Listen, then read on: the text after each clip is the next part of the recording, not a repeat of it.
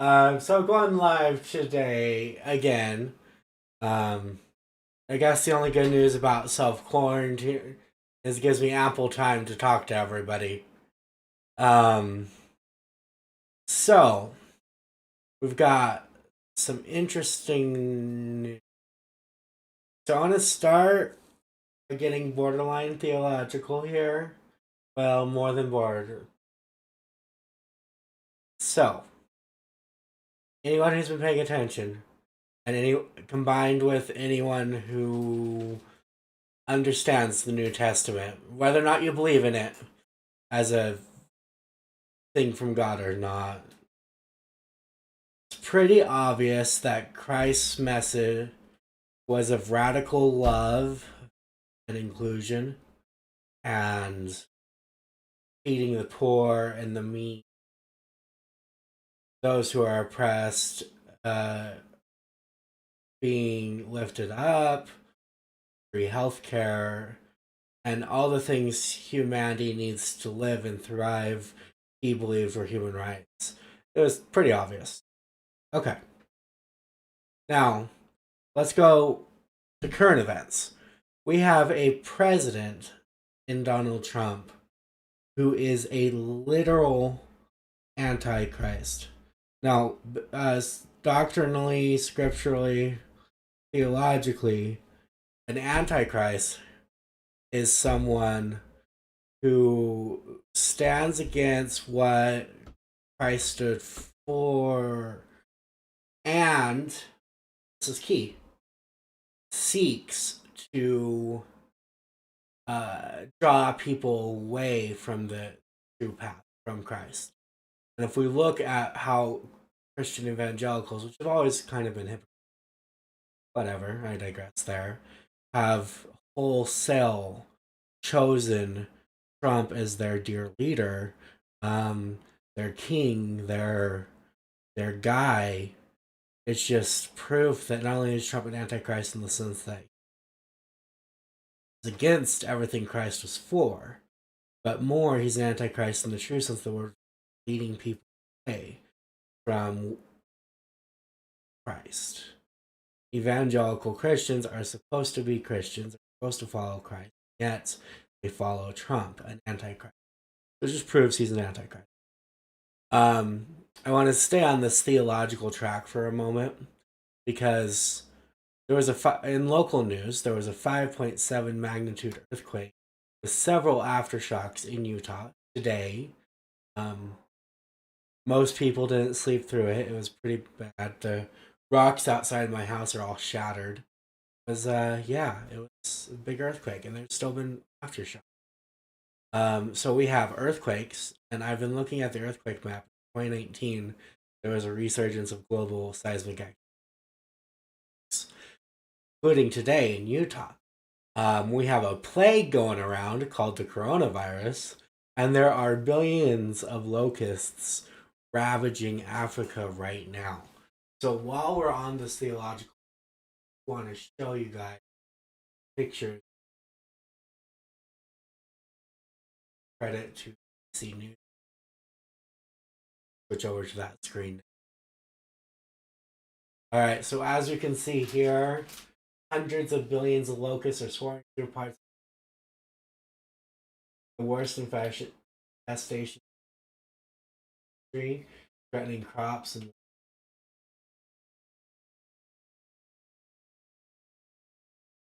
locusts. Look, they're on this tree here. Even worse, they're just on the ground, chilling. Like, we're gonna get all your food. Killing. The UN is trying to get 130. This is sorghum. F stock here is down.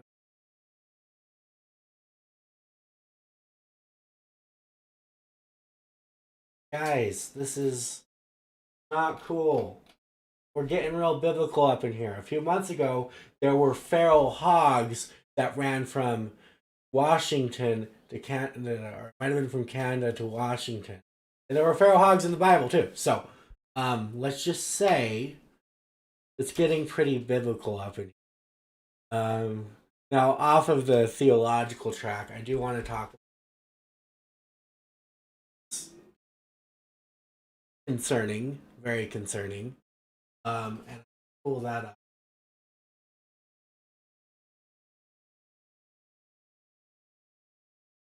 Okay, so the Ohio Democratic Party has decided that the best response to the Ohio governor doing the right thing, postponing the primaries until the pandemic cools down so people don't get sick and die, is to sue his butt. That is their reason. They're going to sue him. So I'm gonna transition the screens again so you guys can read this. Read it along.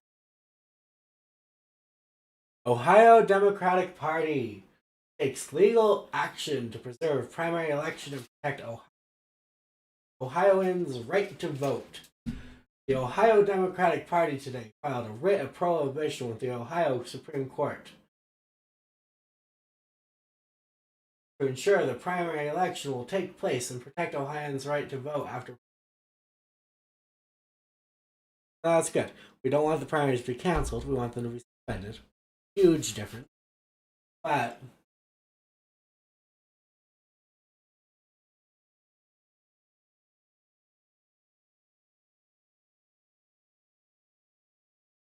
so apparently, according to this bit of the governor doesn't have the authority to run it. He has the authority. Health department have the authority. So apparently,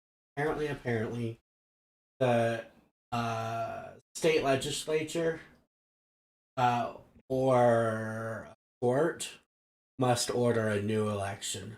That's why they're suing. They're trying to make sure people can still vote. It's not as bad as I thought it was. This is why reading is a good thing, everybody. Back to my face. Alright. What other news do I...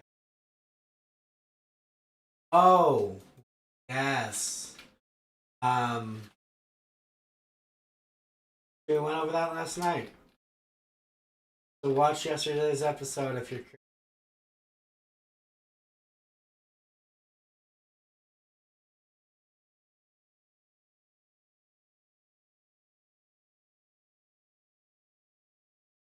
In light of Joe Biden lying repeatedly on the Democratic debates on Sundays about his record about Social Security, I want to show everyone full disclosure, made this video, but it came from raw footage, some from the congressional record, some from CBS, and it showed the Biden's actual record combined with his record of groping and manhandling women, which is just nasty. Already?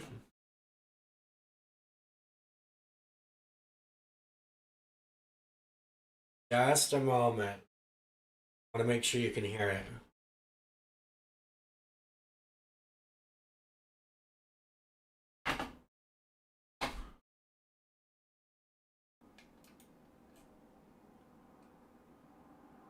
Can you hear it?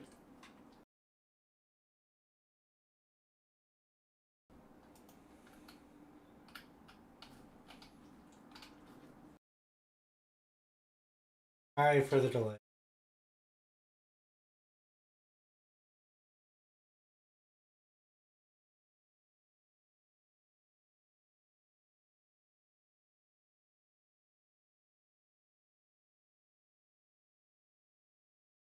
Now you guys should be able to hear this. 3, 2, 1. I mean, whatever happened to the old conservative discipline about paying for what you spend? I'm up for re-election this year, and I'm going to remind everybody what I did at home, which is going to cost me politically. When I argued that we should freeze federal spending, I meant Social Security as well.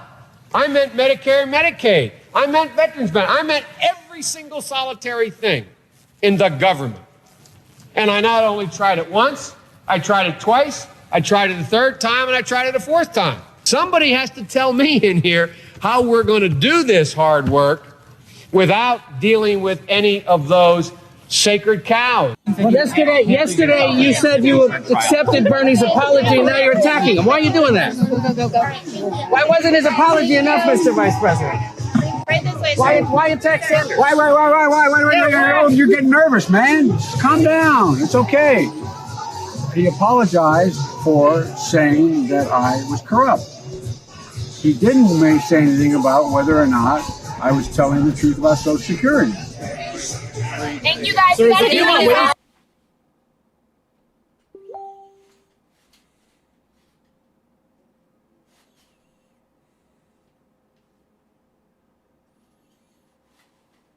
mean, whatever happened to the old conservative discipline about paying for what you spend? I'm up for re-election this year, and I'm going to remind everybody what I did at home, which is going to cost me politically.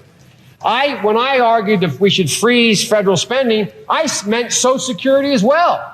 I meant Medicare and Medicaid. I meant veterans benefits. I meant every single solitary thing in the government. And I not only tried it once, I tried it twice, I tried it a third time, and I tried it a fourth time.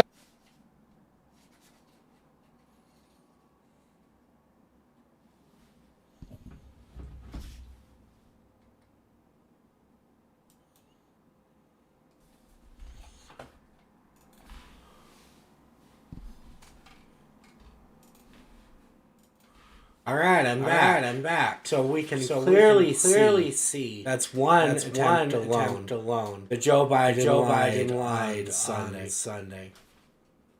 He said tried to cut Social Security. That was a spirited defense.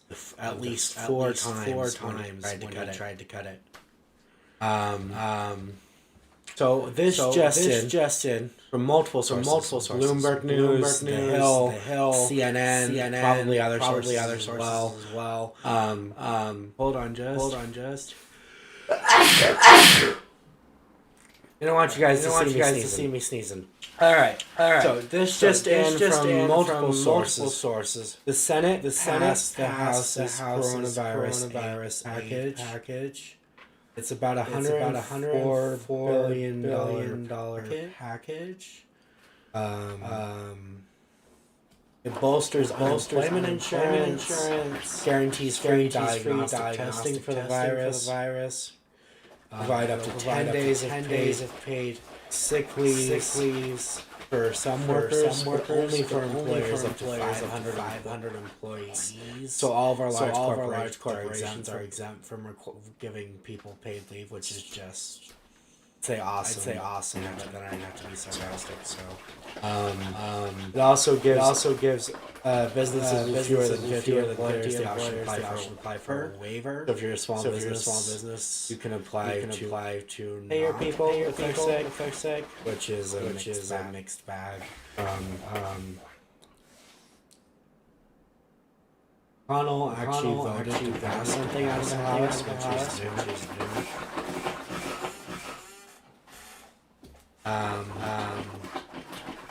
Let's see here.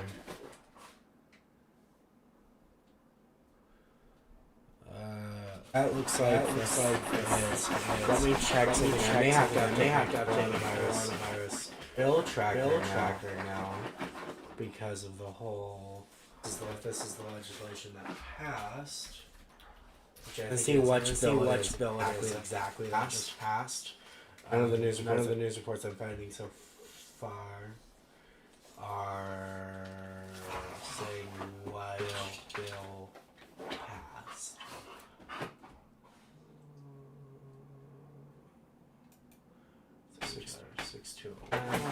Family's first coronavirus response passed the Senate. So it looks like it should have been the family's first coronavirus response act that just passed. The congressional record takes 1 to 3 days to actually update digitally. So it's it could be a different bill. Full disclosure.